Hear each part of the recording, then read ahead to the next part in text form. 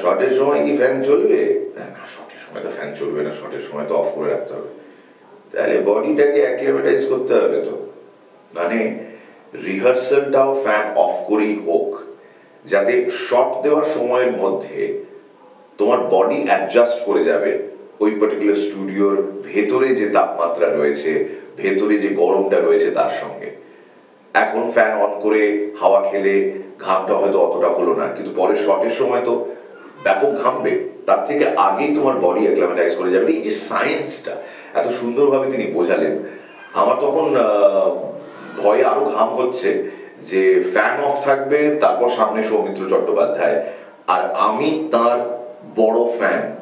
তো ঠিক আছে, নিজেকে নিয়েই কাজ চালাবো, মানে এই ফ্যান চলবে, ভেতর ভেতরে একটু হাওয়া খাবো আর অভিনয় করবো এরকম একজন লেজেন্ডের সঙ্গে। সেটাই ছিল আমার প্রথম অভিনয় ওনার সঙ্গে, সাল 2000 কি 2001-এ।